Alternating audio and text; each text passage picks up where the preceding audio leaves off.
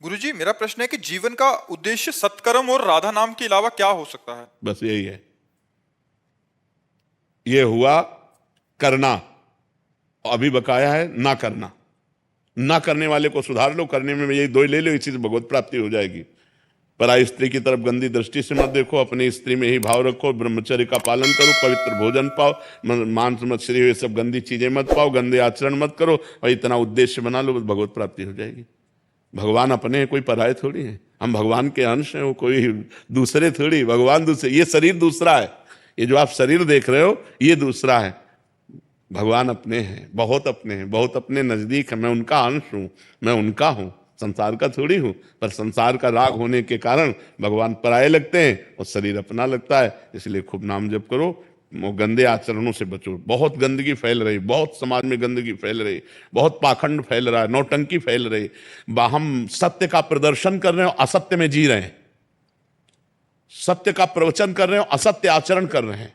अपने मतलब ऐसी स्थितियां बदलती चली जा रही हैं कि सत्य का रोल कर रहे हैं और असत्य में फंसे हुए हैं। इसलिए आचरण सुधारो, सबसे पहली हमारी बात है आचरण सुधारो, और नाम जप करो तो तुम्हारा मंगल हो जाए। आचरण अगर बिगड़े हुए हैं और नाम जप कर रहे हो थोड़ा बारा, तो भी मंगल नहीं होगा, क्योंकि चलनी में गैया दुहै और दोष दैव को दे। अब अगर चलनी में गाय दुहोगे तो तुम्हें बूंद पीने को नहीं मिलेगा। तो गाय दुहना है नाम जप करना, और चलनी है आचरणहीन होना। हम कह रहे हैं रावण में क्या कमी थी? क्या वो भगवान शिव की आराधना नहीं करता था? कि वो विद्वान नहीं था? वो ब्रह्म ऋषि कुल में जन्मा था, सब थे, पर आचरणहीन था।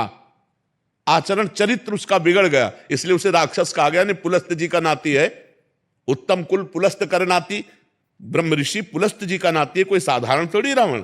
और विद्वान तो पूछो मत, आज भी जहां अभिषेक होता होगा तो उसके तांडव का गान किया जाता, जटाटवी गलत ज्वलप प्रवाह पावित। लेकिन चरित्र बिगड़ गया, चरित्र बिगड़ गया तो सब बेकार हो गया।